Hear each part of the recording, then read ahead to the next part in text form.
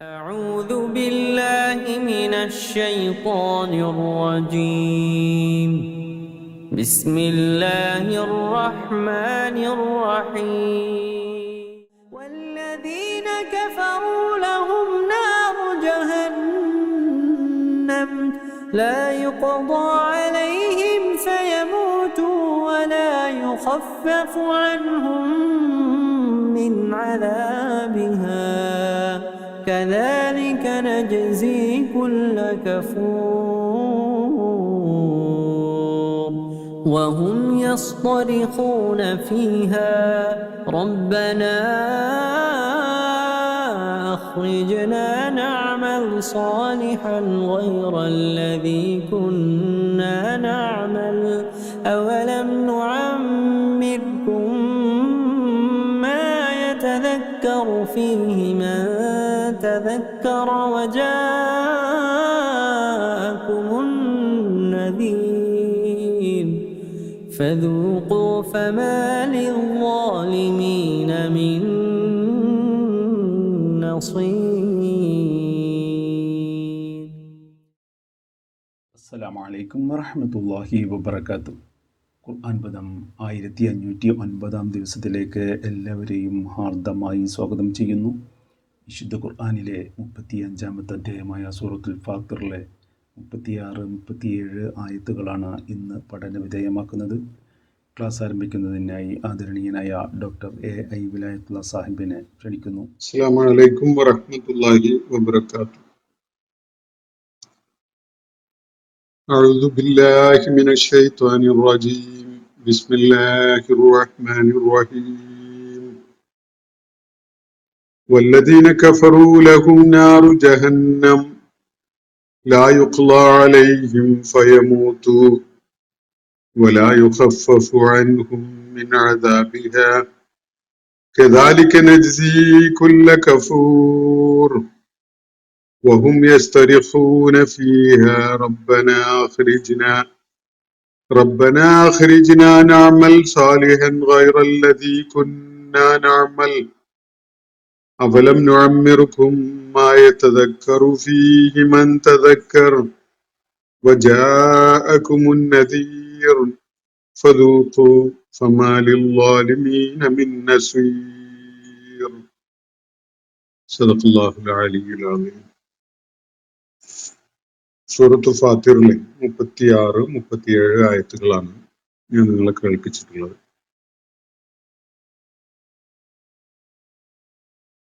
വിശുദ്ധ ഖുർആന്റെ പശ്ചാത്തലത്തിൽ അതിനോട് ആളുകൾ സ്വീകരിക്കുന്ന നിലപാടുകളെ അടിസ്ഥാനപ്പെടുത്തിക്കൊണ്ട് ആരാണ് വിശുദ്ധ ഖുർആന്റെ അനന്തരാവകാശികളായിട്ട് ഉണ്ടാവുക, അനന്തരാവകാശികളായി അള്ളാഹു തെരഞ്ഞെടുത്തിരിക്കുന്ന ആളുകൾ തന്നെ ഏതൊക്കെ വ്യത്യസ്തമായ വിധത്തിലാണ് അതിനോടുള്ള നിലപാടുകൾ സ്വീകരിക്കുക, ഈ വിശുദ്ധ ഖുർആന്റെ അനുയായികളാകുന്ന ആളുകൾ ഒടുക്കം ഏറ്റുവാങ്ങാൻ പോകുന്ന ആഖിബത്ത് ഏതു വിധത്തിലുള്ളതാണ് തുടങ്ങിയ കാര്യങ്ങളാണ് നമ്മൾ പഠന വിധേയമാക്കിയ തൊട്ടു മുകളിലെ ഏതാനും ആയത്തുകളിലായിട്ട് അള്ളാഹു പരാമർശിക്കുകയുണ്ടായത്. വിശുദ്ധ ഖുർആൻ അവതരിച്ചുകൊണ്ടിരിക്കുന്ന ഘട്ടത്തിൽ തന്നെ ആരൊക്കെയാണ് അതിന്റെ അനന്തരാവകാശികളായിട്ട് അതുമായി ബന്ധപ്പെട്ടുകൊണ്ടുള്ള ദൈവികാനുഗ്രഹങ്ങൾ ഏറ്റുവാങ്ങാനിരിക്കുന്നത് എന്ന കാര്യമാണ് അള്ളാഹു വ്യക്തമാക്കിയിട്ടുള്ളത്. 3 വിഭാഗം ആളുകളെ വിശുദ്ധ ഖുർആന്റെ അനന്തരാവകാശികളുടെ കൂട്ടത്തിൽ കാണാൻ സാധിക്കും. അവരിൽ ഒരു വിഭാഗം തങ്ങളുടെ തന്നെ ആത്മാക്കളോട് ദ്രോഹം ചെയ്ത ആളുകളാണ്. മറ്റൊരു കൂട്ടര് മിതവർത്തികളാണ്. മൂന്നാമത്തെ വിഭാഗം സാബിഖും ബിൽ ഖൈറാത്ത് ബിഇദ്നില്ല, നന്മയിൽ അള്ളാഹുവിന്റെ അനുമതിയോടുകൂടി മത്സരബുദ്ധി കാണിച്ചുകൊണ്ട് മുന്നേറുന്ന ആളുകളാണ്. ഈ 3 വിഭാഗങ്ങളാണ് വിശുദ്ധ ഖുർആന്റെ അനന്തരാവകാശികളായിട്ട് ഉണ്ടാവുക. അങ്ങനെ 3 വിഭാഗം ആളുകളായിക്കൊണ്ടുള്ള അനന്തരാവകാശികളെയാണ് അള്ളാഹു അതിനായിട്ട് തെരഞ്ഞെടുത്തിരിക്കുന്നത് എന്ന കാര്യം ഇവിടെ അള്ളാഹു വ്യക്തമാക്കുകയുണ്ടായി. ഈ ആളുകൾക്ക് വിശേഷിച്ച് സാബിഖും ബിൽ ഖൈറാത്ത് ബിഇദ്നില്ല എന്ന വിഭാഗത്തിൽ പെടുന്ന ആളുകൾക്ക് രാജോചിതമായ സ്വീകരണം മരണാനന്തരം നൽകപ്പെടുന്ന കാര്യം, നിത്യതയുടെ ഉദ്യാനങ്ങളിലേക്ക് അവര് സ്വീകരിച്ചാനയിക്കപ്പെടുന്ന കാര്യം,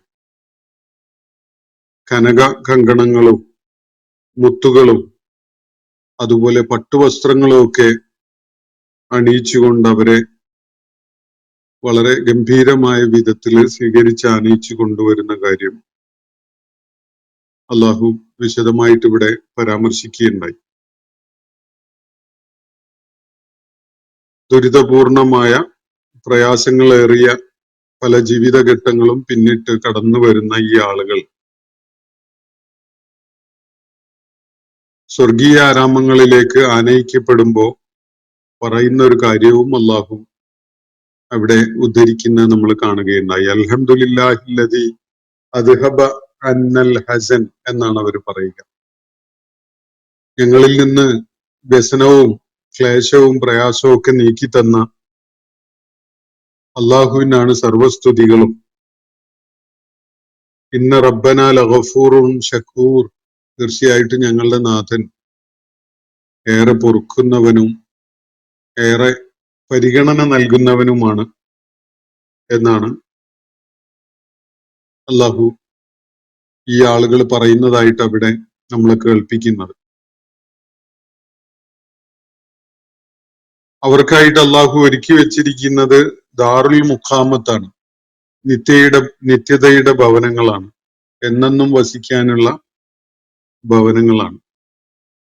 അവരെ അവിടെ ക്ഷീണമോ പ്രയാസമോ ഒന്നും സ്പർശിക്കുകയേ ഇല്ല. ഈ വിധത്തിലാണ് കാര്യങ്ങൾ അവരെ സംബന്ധിച്ച് വിവരിക്കപ്പെടുകയുണ്ടായത്. വിശുദ്ധ ഖുർആൻ മനുഷ്യ സമൂഹത്തിന് ഏറ്റവും ഉപകാരപ്രദമായ ജീവിത ദർശനം അടങ്ങിയിട്ടുള്ള സത്യം വെളിപ്പെടുത്തുന്ന വേദഗ്രന്ഥം എന്ന നിലക്ക് ഉൾക്കൊണ്ടുകൊണ്ട് അത് അക്ഷരം പ്രതി അതിനെ പിൻപറ്റാൻ സന്നദ്ധരായി മുന്നിട്ട് വരുന്ന ആളുകളിൽ വിശുദ്ധ ഖുർആന്റെ പേരിൽ തന്നെ വലിയ ഔന്നത്യം നേടാൻ അള്ളാഹു തെരഞ്ഞെടുത്തിരിക്കുന്ന വിഭാഗങ്ങളെ കുറിച്ചാണ് ഇവിടെ പരാമർശിക്കുകയുണ്ടായത്. പക്ഷെ അങ്ങനെ അവസരം നൽകപ്പെട്ട ആളുകൾ തന്നെ വ്യത്യസ്തമായ നിലപാടുകൾ കാണിക്കുന്നവരും വ്യത്യസ്തമായ പരിണിതികൾ ഏറ്റുവാങ്ങുന്നവരുമാണ് എന്നത് ഇവിടെ വ്യക്തമാക്കപ്പെടുകയുണ്ടായി. ഞാൻ നേരത്തെ സൂചിപ്പിച്ചിട്ടുള്ള വിധത്തിൽ ഈ 3 വിഭാഗവും തന്നെ പല ഘട്ടങ്ങളിലായിട്ടാണെങ്കിലും സ്വർഗാവകാശികളാവാനിരിക്കുന്ന ആളുകളാണ്. അവരുടെ കൂട്ടത്തിൽ ലാലിമുല്ലി നഫ്സ് എന്ന വിഭാഗത്തിൽ പെടുന്ന ആളുകൾ വിചാരണ നേരിടേണ്ടി വരും. അതിന്റെ പേരിലുള്ള ചില പ്രയാസങ്ങൾ അവർ അനുഭവിക്കേണ്ടി വരും എന്നതൊക്കെ അതിൽ സൂചിപ്പിക്കപ്പെടുന്നുണ്ട്. അതുപോലെ തന്നെ വിശുദ്ധ ഖുർആനിലെ വ്യത്യസ്തങ്ങളായ ആയാത്തുകൾ വെളിപ്പെടുത്തുന്ന പ്രകാരം ചില കുറ്റകൃത്യങ്ങൾ ചെയ്തിട്ടുള്ള ആളുകൾ നരകശിക്ഷ അനുഭവിക്കേണ്ടി വരുന്ന ചില കുറ്റകൃത്യങ്ങൾ തന്നെ അള്ളാഹുവിലും പാരത്രിക ജീവിതത്തിലൊക്കെ വിശ്വാസമുള്ളവരായിക്കൊണ്ട് തന്നെ ചെയ്യാനിടയുള്ള ചില കുറ്റകൃത്യങ്ങൾക്ക് അതിനുള്ള വിചാരണയും ശിക്ഷയും ഒക്കെ നേരിടേണ്ടി വരും, അള്ളാഹു അവർക്ക് പുറത്തു കൊടുക്കുന്നില്ലെങ്കിൽ എന്നൊരു കാര്യവും വിശുദ്ധ ഖുർആന്റെ അടിസ്ഥാനത്തിൽ നമുക്ക് മനസ്സിലാക്കാൻ സാധിക്കും. ഹദീസുകളിൽ അതിന്റെ പല വിശദാംശങ്ങളും നമുക്ക് ലഭ്യമാണ്. ഓരോരുത്തരും അവര് ചെയ്തിട്ടുള്ള ചെറുതും വലുതുമായ പല കുറ്റങ്ങളും വിചാരണ ചെയ്യപ്പെടുന്നതും അതിന്റെ പേരിലുള്ള നടപടികൾ ഏറ്റുവാങ്ങേണ്ടി വരുന്നതുമാണ്. അള്ളാഹു വിട്ടുപുറത്തു മാപ്പാക്കി കൊടുത്തതൊഴികെയുള്ളത് തീർച്ചയായിട്ടും അതിന്റെ ശിക്ഷ ഏറ്റുവാങ്ങേണ്ടി വരും. അതിനെ തുടർന്നാണ് അവർക്ക് സ്വർഗപ്രവേശം അനുവദിക്കപ്പെടുക തുടങ്ങിയ കാര്യങ്ങളൊക്കെ ഹദീസുകളിൽ നിന്ന് നമുക്ക് മനസ്സിലാക്കാൻ സാധിക്കും. ഒരു സമുദായം എന്ന നിലക്ക് വിശുദ്ധ ഖുർആന്റെ അനുയായികൾ അല്ലെങ്കിൽ അനന്തരാവകാശികൾ എന്ന ഗണത്തിൽ പെടുമെന്ന് കരുതുന്ന ആളുകൾ പൂർണ്ണമായിട്ടും നരകമുക്തി നേടിയ ആളുകളാണ് എന്നത് നമുക്കങ്ങനെ ഉറപ്പിച്ചു പറയാൻ വയ്യ. തീർച്ചയായിട്ടും വ്യത്യസ്ത തലങ്ങളിലും വ്യത്യസ്ത ഗ്രേഡുകളിലുള്ള ആളുകളാണ് അവര്. ആത്യന്തികമായിട്ട് അവരൊക്കെയും തന്നെ അള്ളാഹുവിനെ അംഗീകരിച്ച നബി സല്ലല്ലാഹു അലൈഹി വസല്ലമയിലും മറ്റു പ്രവാചകന്മാരിലും വിശ്വാസം ഉൾക്കൊണ്ട ദൈവിക റിസാലത്ത് അംഗീകരിച്ചിട്ടുള്ള പാരത്രിക ജീവിതം സത്യമാണെന്ന് അംഗീകരിക്കുന്ന ആളുകളൊക്കെ ആത്യന്തികമായിട്ട് വിജയികളായിക്കൊണ്ട് സ്വർഗാവകാശികളായിട്ട് ആനയിക്കപ്പെടും എന്നതാണ് ഇവിടെ നൽകപ്പെട്ടിരിക്കുന്ന സൂചന. അതിനെ തുടർന്ന് ഇന്ന് ഞാൻ നിങ്ങളെ കേൾപ്പിച്ചിട്ടുള്ള 2 ആയത്തുകളിൽ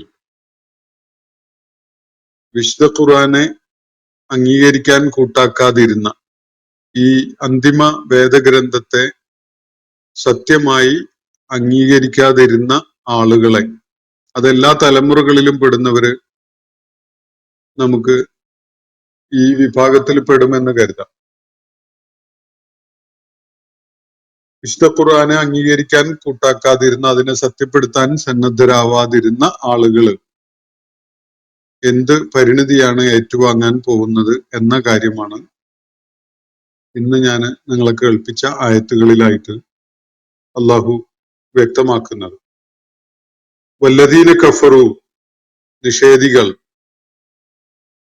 എന്ന് പറയുമ്പോൾ ഇവിടെ വിശുദ്ധ ഖുർആനെ നിഷേധിച്ച ആളുകൾ, ദൈവിക വെളിപ്പാടുകളെ സത്യപ്പെടുത്താൻ കൂട്ടാക്കാതിരുന്ന ആളുകൾ. വല്ലദീന കഫറു ലഹും നാറു ജഹന്നം, അവർക്കായി ഒരുക്കപ്പെട്ടിരിക്കുന്നത് നരകാഗ്നിയാണ്. സത്യനിഷേധികൾ അല്ലെങ്കിൽ വിശുദ്ധ ഖുർആനെ സത്യപ്പെടുത്താത്ത നിഷേധികൾ, അതിനെ നിഷേധിച്ച് കളവാക്കി തള്ളിയ ആളുകൾ, അവർക്കായുള്ളത് ലഹും നാറു ജഹന്നം, അവർക്കായുള്ളത് ജഹന്നമിലെ അഗ്നിയാണ്, നരകാഗ്നിയാണ്. ലാ യുഖ്ലാ അലൈഹിം, അവരുടെ കാര്യം അങ്ങ് പൂർണ്ണമായി തീർപ്പാക്കപ്പെടുകയില്ല എന്ന് പറഞ്ഞാൽ അവര് നരകത്തിൽ എറിയപ്പെടുന്നതോടുകൂടി അവര് മരണം സംഭവിക്കുകയോ അല്ലെങ്കിൽ അവരുടെ കാര്യം അങ്ങ് അവസാനിച്ചു എന്ന് വെക്കുകയോ ചെയ്യാൻ പറ്റുന്ന വിധത്തിലാവുകയില്ല. ലാ യുഖ്ലാ അലൈഹിം ഫയമൂതു, അവരുടെ കാര്യം എന്നേക്കുമായി തീരുമാനമാക്കപ്പെട്ടു എന്ന വിധത്തിൽ അവർക്കങ്ങ് മരിച്ചുപോയി, മരിച്ചത് കൊണ്ട് മരണം ഏറ്റുവാങ്ങിയത് കൊണ്ടെല്ലാം തീർന്നു എന്ന് കരുതാൻ പറ്റുന്ന അവസ്ഥയിലാവുകയില്ല. ലാ യുഖ്ലാ അലൈഹിം, അവരുടെ കാര്യം ഫിനിഷ് ഓഫ് ചെയ്യപ്പെടുകയില്ല. ഫയമൂതു, അതിന് അവസരമുണ്ടാകുന്ന വിധത്തിൽ അങ്ങ് മരിക്കാൻ പറ്റിക്കൊണ്ട്. വലാ യുഖഫഫു അൻഹും മിൻ അദാബിഹ, നരകത്തിലെ അവരെ ഏറ്റുവാങ്ങേണ്ടി വരുന്ന ശിക്ഷയിൽ നിന്ന് യാതൊന്നും തന്നെ അവർക്ക് ഇളവായി അനുവദിക്കപ്പെടുന്നതുമല്ല. അള്ളാഹു അവർക്കായി നിശ്ചയിച്ചിട്ടുള്ള ശിക്ഷ ലഘൂകരിച്ചു കൊടുക്കുകയോ അത് കടുപ്പം കുറഞ്ഞതാക്കി കൊടുക്കുകയോ ഒന്നും ചെയ്യുന്ന വിഷയം ഉണ്ടാവുകയില്ല. വലാ യുഖഫഫു അൻഹും മിൻ അദാബിഹ, നരകത്തിലെ അവരനുഭവിക്കേണ്ടി വരുന്ന ശിക്ഷയുടെ യാതൊന്നും തന്നെ അവർക്ക് കടുപ്പം കുറച്ചു കൊടുക്കുന്ന ഒരവസ്ഥ ഉണ്ടാവുകയില്ല. കദാലിക നജ്സി കുല്ല കഫൂർ, എല്ലാ നിഷേധികൾക്കും നാം നൽകുന്ന പ്രതിഫലം ഈ വിധത്തിലാണ്. കദാലിക നജ്സി, ഈ വിധത്തിൽ നാം ജസാ നൽകുന്നു, പ്രതിഫലം നൽകുന്നു. കുല്ല കഫൂർ, നിഷേധികളായ സകലർക്കും, സത്യം ഉൾക്കൊള്ളാൻ സന്നദ്ധരാവാതിരുന്ന അല്ലാഹു സുബ്ഹാനഹു വ തആല നൽകിയ വിവേചന ബുദ്ധിയും കഴിവും ദൈക്ഷണികമായ സാധ്യതകളും യുക്തിബോധവും ഒക്കെ ഉണ്ടായിരുന്നിട്ടും ദൈവിക പ്രവാചകന്മാർ മുഖേന അവതരിപ്പിക്കപ്പെട്ടിട്ടുള്ള ഈ സത്യം ഉൾക്കൊള്ളാൻ സന്നദ്ധരാവാതിരുന്ന മുഴുവൻ ആളുകൾക്കും നാം നൽകുന്ന പ്രതിഫലം നരകശിക്ഷയാണ്, നരകാഗ്നിയാണ് എന്നാണ് അല്ലാഹു ഇവിടെ വ്യക്തമാക്കുന്നത്. വഹും യസ്തരിഖൂന ഫീഹ, അവിടെ വെച്ച് അവര് ആർത്തു വിളിച്ച് ഇങ്ങനെ കരഞ്ഞു പറയുന്നുണ്ടാവും. വഹും യസ്തരിഖൂന, ഇസ്തറഖ എന്ന് പറഞ്ഞാൽ ഉറക്കെ അലറി വിളിച്ചുകൊണ്ട് പറയുന്നതിനാണ് ആ വാക്ക് ഉപയോഗിക്കുക. അപ്പൊ അവർ ആർത്തു വിളിച്ച് പറയുന്ന കാര്യം ഇതാണ്: റബ്ബന അഖ്രിജ്ന, നരകത്തിൽ എറിയപ്പെട്ട അവസ്ഥയിൽ ആർത്തു വിളിച്ചുകൊണ്ട് അവർ പറയുന്ന കാര്യം റബ്ബന അഖ്രിജ്ന നഅമൽ സ്വാലിഹൻ ഗൈറല്ലദീ കുന്നാ നഅമൽ എന്നാണ്. അതൊരു പ്രാർത്ഥനയാണ്, ഫലപ്രാപ്തി ഉണ്ടാകാനിടയില്ലാത്ത ഒരു പ്രാർത്ഥന. നരകത്തിൽ എറിയപ്പെട്ട നിഷേധികൾ അവരുടെ നരകശിക്ഷ അനുഭവിച്ചുകൊണ്ടിരിക്കുമ്പോൾ നടത്തുന്ന നിവൃത്തിയില്ലായ്കയുടെ അവസ്ഥയിൽ വിളിച്ചു പറയുന്ന ഒരു കാര്യം എന്താണ് അവർ പറയുന്നത്? റബ്ബന അഖ്രിജ്ന, ഞങ്ങളുടെ നാഥ, നീ ഞങ്ങളെ ഇവിടെ നിന്ന് പുറത്തെത്തിക്കണമേ, ഇവിടുന്ന് രക്ഷപ്പെടുത്തണമേ എന്നാണ് അവർ പറയുന്നത്. നരകത്തിൽ നിന്ന് നീ ഞങ്ങൾക്കൊരു മുക്തി നൽകണമേ, ഞങ്ങളെ ഈ നരകത്തിൽ നിന്ന് നീ ഒന്ന് പുറത്തു കടക്കാൻ അനുവദിക്കണമേ. റബ്ബന അഖ്രിജ്ന, ഞങ്ങളെ ഇതിൽ നിന്നൊന്ന് പുറത്തു കടത്തണമേ. നഅമൽ സ്വാലിഹൻ ഗൈറല്ലദീ കുന്നാ നഅമൽ, ഞങ്ങൾ നേരത്തെ ചെയ്തിരുന്ന വിധത്തിലുള്ള കാര്യങ്ങളൊന്നുമല്ല ഞങ്ങൾ ചെയ്യുക, അതിൽ നിന്ന് വ്യത്യസ്തമായ നല്ല കർമ്മങ്ങൾ ഞങ്ങൾ ചെയ്തോളാം എന്നാണ് അവർ വിളിച്ചു പറയുന്നത്. നേരത്തെ ചെയ്തിരുന്നത് പോലെയുള്ള ദുഷ്പ്രവർത്തനങ്ങളല്ല, നല്ല സൽപ്രവർത്തനങ്ങൾ തന്നെ ഞങ്ങൾ ചെയ്തുകൊള്ളാം, ഞങ്ങളെ ഒന്ന് ഇവിടുന്ന് രക്ഷപ്പെടുത്തി തരണമേ എന്നാണ് അവര് ആർത്തു വിളിച്ചുകൊണ്ട് ആ ഘട്ടത്തില് പറയുക. എന്നാൽ ആ പ്രാർത്ഥന അള്ളാഹു അംഗീകരിക്കാനോ അതിന് പരിഗണന നൽകാനോ ഒന്നും പോകുന്നില്ല. നരകശിക്ഷ ഏറ്റുവാങ്ങേണ്ടി വരുമ്പോ അവർ വിളിച്ചു പറയുന്ന കാര്യം ഇതാണ്: റബ്ബന അഖ്രിജ്ന, ഞങ്ങളുടെ നാഥ, ഞങ്ങളെ നീ ഒന്ന് ഈ നരകത്തിൽ നിന്ന് പുറത്തു കടത്തണമേ. നഅമൽ സ്വാലിഹൻ ഗൈറല്ലദീ കുന്നാ നഅമൽ, നേരത്തെ ഞങ്ങൾ ചെയ്തുകൊണ്ടിരുന്ന വിധത്തിലുള്ള ദുഷ്ടപ്രവർത്തനങ്ങളല്ല, നല്ല പ്രവർത്തനങ്ങൾ തന്നെ, സ്വാലിഹായ കർമ്മങ്ങൾ തന്നെ ഞങ്ങൾ ചെയ്തുകൊള്ളാം എന്നാണ് അവര് വിളിച്ചു പറയുന്നത്. ഇപ്പൊ കാര്യങ്ങളിലൊക്കെ വളരെ കൃത്യതയുള്ള ഒരു ബോധ്യം അവർക്ക് വന്നിട്ടുണ്ട്. അള്ളാഹു എന്ന യാഥാർത്ഥ്യം അവർ ഉൾക്കൊണ്ടു കഴിഞ്ഞു. പാരത്രിക ജീവിതം എന്ന യാഥാർത്ഥ്യം അവർ ഉൾക്കൊണ്ടു കഴിഞ്ഞു. പ്രവാചകന്മാര് പഠിപ്പിച്ചിരുന്ന സത്യവും അസത്യവും നന്മയും തിന്മയും വേർതിരിക്കുന്ന മാനദണ്ഡമായ ദൈവിക വെളിപ്പാടുകളുടെ അടിസ്ഥാനത്തിലുള്ള മാർഗദർശനം, അതും ഒരു യാഥാർത്ഥ്യമായിട്ട് അവർക്ക് ബോധ്യപ്പെട്ടു കഴിഞ്ഞു. അതുകൊണ്ടാണ് അവര് ഒന്നാമതായി അള്ളാഹുവിനെ റബ്ബന എന്ന് പറഞ്ഞു വിളിക്കുന്നു. പിന്നെ നരകം അംഗീകരിക്കുന്നത് കൊണ്ടാണ് ഞങ്ങളെ ഇവിടെ നിന്നൊന്ന് പുറത്താക്കി തരണമേ എന്ന് പറയുന്നത്. ഞങ്ങൾ നന്മ ചെയ്തു കൊള്ളാം, മുമ്പ് ചെയ്തിരുന്നത് തിന്മയായിരുന്നു, ദുഷ്പ്രവർത്തനങ്ങളായിരുന്നു നേരത്തെ ചെയ്തിരുന്നത് എന്നത് അവർ അംഗീകരിക്കുന്നു. ഞങ്ങൾ നന്മ ചെയ്തു കൊള്ളാം എന്ന് അവര് ഉറക്കെ വിളിച്ചു പറയുന്നു.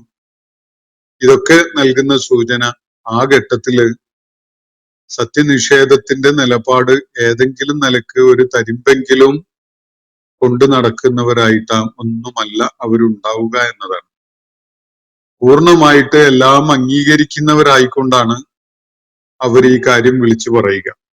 റബ്ബന അഖ്രിജ്ന നഅമൽ സ്വാലിഹൻ ഗൈറല്ലദീ കുന്നാ നഅമൽ, ഞങ്ങൾ നേരത്തെ ചെയ്തിരുന്ന വിധത്തിലുള്ള ദുഷ്പ്രവർത്തനങ്ങളല്ല, സൽപ്രവർത്തനങ്ങൾ തന്നെ ഞങ്ങൾ ചെയ്തു കൊള്ളാം, ഞങ്ങളെ ഇവിടെ നിന്നൊന്ന് പുറത്തു കടത്തി തരണമേ എന്നാണ് അള്ളാഹുവിനെ റബ്ബ് എന്ന് വിളിച്ചുകൊണ്ട് തന്നെ അവർ പ്രാർത്ഥിക്കുന്നത് നരകത്തിൽ എറിയപ്പെട്ട അവസ്ഥയിൽ.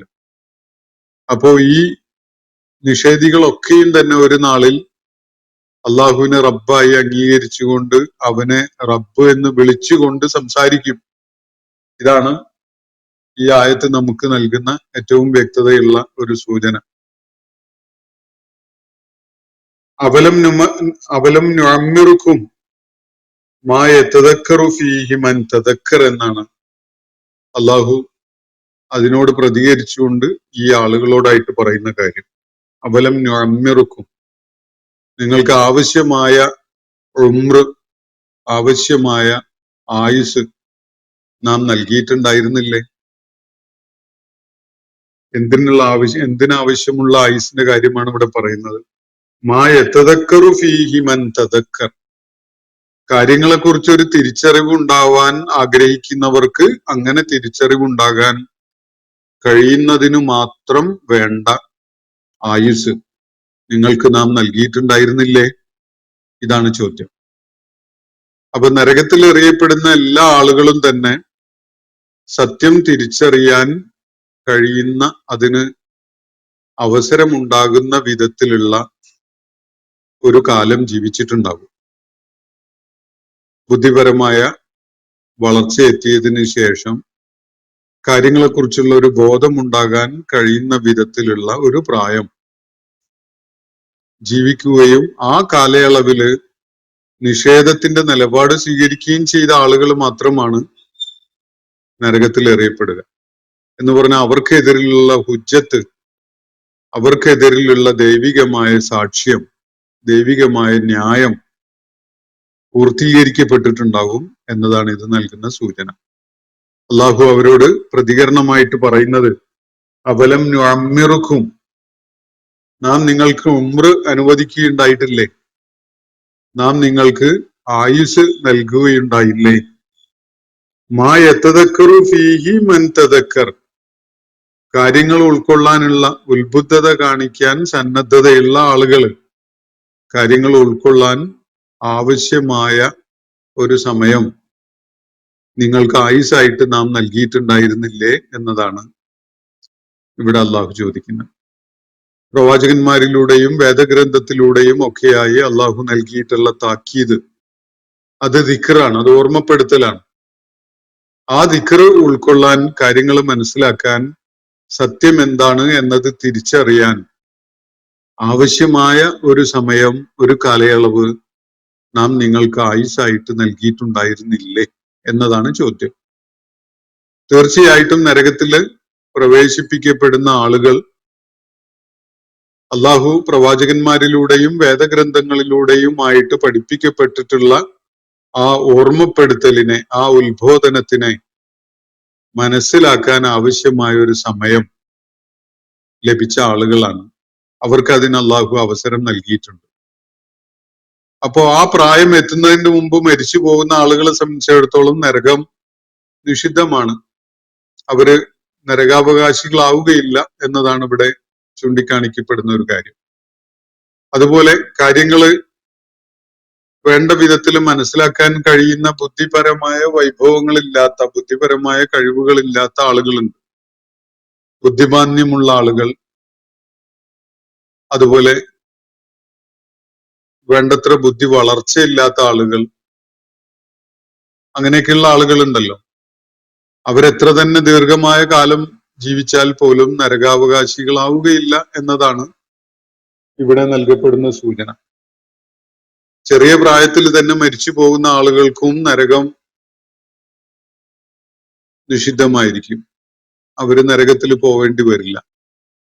അപ്പോ നരകത്തിൽ പോയ ആളുകൾ അവിടുന്ന് ശിക്ഷ അനുഭവിച്ചുകൊണ്ടിരിക്കുമ്പോൾ വിളിച്ചു പറയുന്ന കാര്യം റബ്ബന അഖ്രിജ്നാ നഅമൽ സ്വാലിഹ എന്നാണ്. ഞങ്ങളുടെ നാഥ, ഞങ്ങളെ നീ ഇവിടെ നിന്നൊന്ന് പുറത്തു കടത്തണമേ, ഞങ്ങള് നന്മ ചെയ്യാം. എങ്ങനത്തെ നന്മയാണ്? ഗൈറല്ലദീ കുന്നാ നഅമൽ, നേരത്തെ നന്മ എന്ന പേരിൽ ഞങ്ങൾ പലതും ചെയ്തു കൂട്ടിയിട്ടുണ്ടായിരുന്നു. ഇന്ന് നമുക്ക് കാണാൻ കഴിയും. ലോകത്ത് പല ആളുകളും നന്മയാണ് തങ്ങൾ ചെയ്യുന്നത് എന്ന പേരിൽ ചെയ്തുകൊണ്ടിരിക്കുന്ന വലിയ അക്രമങ്ങള്, നമ്മുടെ പൊതു ജീവിത മണ്ഡലം ഒന്ന് നിരീക്ഷിച്ചാൽ തന്നെ മനസ്സിലാക്കാൻ സാധിക്കും. അവർ കരുതുന്നത് അവർ വലിയ നന്മ ചെയ്യുന്നവരും സമാധാനം ഉണ്ടാക്കുന്നവരും ഒക്കെയാണ്. ഇവിടെ യുദ്ധം അവസാനിപ്പിക്കുന്നതിൽ പ്രതിജ്ഞാബദ്ധനായ ഒരു അമേരിക്കൻ പ്രസിഡന്റ് നമ്മളെ മുന്നിലുണ്ട്. അയാൾ അധികാരത്തിൽ വന്നിട്ട് കുറഞ്ഞ മാസങ്ങളൊക്കെ ആയിട്ടുള്ളൂ. പക്ഷെ യുദ്ധങ്ങള് അദ്ദേഹം ഒരുപാടെണ്ണം ഇതിനകം തന്നെ സമാധാനാക്കി മാറ്റി തീർത്ത് കളഞ്ഞു. ആരും ചോദിക്കരുത് ആരാണ് പല യുദ്ധങ്ങളും തുടങ്ങിയത് എന്നതൊന്നും. അതിനു വേണ്ട പിന്നാമ്പുറത്തൂടെ ഉള്ള സഹായങ്ങളും പിന്തുണയും ആസൂത്രണവും ഒക്കെ നടത്തിയത് ആരാണെന്നൊന്നും ചോദിക്കരുത്. യുദ്ധം അവസാനിപ്പിച്ച് സമാധാനത്തിന്റെ വക്താവായിട്ട് അതിന്റെ സമാധാനം നടപ്പിലാക്കുന്ന ആളായിട്ടൊക്കെ അയാള് ചിലപ്പോൾ വലിയ നിഗളിപ്പ് കാണിക്കുന്നുണ്ടാവും. അപ്പോ നന്മയാണ് എന്ന പേരിൽ പലരും സ്വയം പ്രചരിപ്പിച്ചു കൊണ്ടിരിക്കുന്ന പല കാര്യങ്ങളുണ്ടല്ലോ. അതൊക്കെ മനസ്സിൽ വെച്ചുകൊണ്ട് ഈ ആയത്ത് നമുക്ക് വായിക്കാം. ഈ ആളുകൾ പറയുന്നത് അഹ്രിജിന, ഞങ്ങളൊന്ന് പുറത്തു കടത്തണമേ ഇവിടുന്ന്, ഈ നരകത്തിൽ നിന്ന്. എന്തിനാണ്? നഅമൽ സ്വാലിഹൻ, ഞങ്ങൾ നന്മ ചെയ്തോളാം, സ്വാലിഹായ കാര്യങ്ങൾ ചെയ്യാം. എങ്ങനത്തെ സ്വാലിഹായ കാര്യങ്ങളാണ്? നേരത്തെ ഞങ്ങൾ ചെയ്തിരുന്നത് പോലെയുള്ള സുഹൃതങ്ങൾ എന്ന് ആരും തെറ്റിദ്ധരിക്കേണ്ട, അങ്ങനെയുള്ളതല്ല. നേരത്തെ ഞങ്ങൾ ചെയ്തിരുന്നതിൽ നിന്ന് വ്യത്യസ്തമായ നന്മകൾ ഞങ്ങൾ ചെയ്തോളാം എന്ന് പറഞ്ഞ, നേരത്തെ അവരുടെ എല്ലാ ദുഷ്പ്രവർത്തനങ്ങളും ചെയ്തുകൊണ്ടിരുന്നപ്പോൾ അവരുടെ ക്ലെയിം എന്തായിരുന്നു? ഞങ്ങൾ ചെയ്യുന്നത് ഏറ്റവും സ്തുത്യർഹമായ കാര്യങ്ങളാണ് എന്ന നിലക്കാണ്. നൊബേൽ പ്രൈസിനൊക്കെ അപേക്ഷ കൊടുക്കുകയാണ് വേണ്ടതെങ്കിൽ അവർ ഇതൊക്കെ ലിസ്റ്റ് ചെയ്തിട്ടായിരിക്കും അപേക്ഷ കൊടുക്കുക. ഞങ്ങളാണ് നൊബേൽ പ്രൈസിന് അർഹതയുള്ളത്, ഞങ്ങൾ ഇന്ന മഹത്വങ്ങളൊക്കെ ഉള്ളവരാണ്, ഇന്ന മഹൽ കർമ്മങ്ങളൊക്കെ ചെയ്തവരാണ് എന്ന് പറഞ്ഞുകൊണ്ട് അതൊക്കെ ലിസ്റ്റ് ഔട്ട് ചെയ്തിട്ടായിരിക്കും അവര് അതിനുള്ള അപേക്ഷ കൊടുക്കുക. അപ്പോ ഞങ്ങൾ നേരത്തെ അവകാശപ്പെട്ടിരുന്നത് പോലെയുള്ള സുഹൃതങ്ങളല്ല, അതിൽ നിന്ന് വ്യത്യസ്തമായ അള്ളാഹുവെ നീ പഠിപ്പിച്ച, നിന്റെ പ്രവാചകന്മാര് പഠിപ്പിച്ച വിധത്തിലുള്ള സൽക്കർമ്മങ്ങൾ ചെയ്തോളാം എന്നാണ് ഇവർ പറയുന്നത്. ഞങ്ങൾ ഇവിടുന്ന് ഒന്ന് രക്ഷപ്പെടുത്തി തന്നാ മതി, ഞങ്ങളത് ചെയ്തോളാം എന്ന്. അതുകൊണ്ട് വല്ല കാര്യം ഉണ്ടാവുമോ? അവരെ നരകത്തിൽ നിന്ന് അള്ളാഹു ഒന്ന് അല്പനേരത്തേക്ക് അല്ലെങ്കിൽ കുറച്ചു കാലത്തേക്ക് മാറ്റി വീണ്ടും ഭൂമിയിലേക്ക് തന്നെ അയച്ചു എന്ന് വെക്കുക. ഈ സംഭവങ്ങളൊന്നും ഓർമ്മയുള്ള വിധത്തിലാവില്ലല്ലോ അവർ ഭൂമിയിൽ ഉണ്ടാവുക. പിന്നെ ഞാനും നിങ്ങളും ഒക്കെ എങ്ങനെയാണോ ഇപ്പൊ ഇവിടെ ജീവിക്കുന്നത് അതേപോലെയുള്ള ഒരു അവസ്ഥയിലാവുമല്ലോ അവരുണ്ടാവുക. അപ്പോ എന്തെങ്കിലും ഗുണം ഉണ്ടാവുമോ? അവര് നേരത്തെ ചെയ്തിരുന്ന സകല അക്രമങ്ങളും ഈ ഒരു അവസ്ഥയിൽ അവര് തിരികെ എത്തിയാൽ വീണ്ടും ചെയ്യുന്നുണ്ടാവും. അപ്പൊ അള്ളാഹു ആ കാര്യം പിൻ പോയിന്റ് ചെയ്യുന്ന വിധത്തിലാണ് ഇവിടെ പറയുന്നത്. അവലം നുഴമ്മിറുക്കും, നിങ്ങൾക്ക് നാം ആയുസ് നൽകിയിട്ടുണ്ടായിരുന്നില്ലേ, ഉംറ് നൽകുകയുണ്ടായില്ലേ. മാ യതദക്കറു ഫീഹി മൻ തദക്കർ, ഉത്ബുദ്ധത ഉൾക്കൊള്ളുന്ന അല്ലെങ്കിൽ ബോധം ഉണ്ടാകുന്ന കാര്യങ്ങളെ കുറിച്ചുള്ള തിരിച്ചറിവ് ഉണ്ടാക്കുന്ന ആളുകൾ നേടുന്ന തിരിച്ചറിവിന് മാത്രം, അതിന് ഉപകരിക്കുന്ന ഒരു കാലയളവ് നാം നിങ്ങൾക്ക് ആയുസ് നൽകിയിട്ടുണ്ടായിരുന്നല്ലോ. ഇനി നിങ്ങളെ ഒരു നൂറ്റാണ്ട് അല്ലെങ്കിൽ അതിലേറെ ജീവിക്കാൻ തന്നെ വിട്ടു എന്ന് വെക്കുക. എന്നാ വല്ല ഗുണം ഉണ്ടാവുമോ? നബി സല്ലല്ലാഹു അലൈഹി വസല്ലം ഒരു ഹദീസിൽ വ്യക്തമാക്കുന്നത്, ആയുസ് കുറഞ്ഞ ആളുകൾക്ക്, ദൈർഘ്യമേറിയ ആയുസില്ലാത്ത ആളുകൾക്ക് അള്ളാഹുവിന്റെ അടുക്കൽ ചില പരിഗണനയൊക്കെ കിട്ടിയെന്ന് വരും. എന്നാൽ 60 വയസ്സും അതിന്റെ മുകളിലേക്കും ജീവിക്കാൻ അവസരം കിട്ടിയ ആളുകൾക്ക് സത്യം തിരിച്ചറിയാനും അത് ഉൾക്കൊള്ളാനും ആവശ്യത്തിലേറെ സമയം അനുവദിക്കപ്പെട്ടിട്ടുണ്ട് എന്നതിനാൽ അവർക്ക് യാതൊരു പരിഗണനയും നൽകപ്പെടുന്നതല്ല എന്നാണ്. 60 വയസ്സ് എന്ന് പറയുന്നത് ഒരാൾക്ക് വേണ്ടതിനു മാത്രം കാര്യങ്ങളെ കുറിച്ച് ആലോചിക്കാനുള്ള അവസരം ലഭിക്കുന്നുണ്ട് ആ കാലയളവിൽ. നമ്മൾ കാണുന്ന ഒരു ചിത്രം, ചിലര് 80ഉം 100ഉം 100-നപ്പുറത്തേക്കും ഒക്കെ വർഷങ്ങള് ഇവിടെ ജീവിക്കുന്നുണ്ട് എങ്കിലും ഒരു മൊമെന്റ് പോലും സത്യം ഉൾക്കൊള്ളാനുള്ള സന്നദ്ധതയോ മാനസികമായ അതിനുള്ള തയ്യാറെടുപ്പോ അല്ലെങ്കിൽ അതിനുള്ള ഒരുക്കമോ ഒന്നും അവർ കാണിക്കുന്നില്ല എന്നതാണ്. ആയുസ് ദീർഘമായി നീണ്ടുപോയത് കൊണ്ട് അവർക്ക് യാതൊരു പ്രയോജനവും ഉണ്ടാവുന്നില്ല എന്നതാണ് നമുക്ക് കാണാൻ കഴിയുന്ന ഒരു കാര്യം. ദീർഘായുസ് കിട്ടിയത് കൊണ്ട് മാത്രം ഒരാള് സത്യം ഉൾക്കൊള്ളുന്നവനായി മാറിക്കൊള്ളണം എന്നില്ല. എന്നല്ല, അതുകൂടി അയാൾക്ക് ഒരു ബാധ്യതയായി മാറുന്ന വിധത്തിലാണ് കാര്യങ്ങൾ ഉണ്ടാവുക.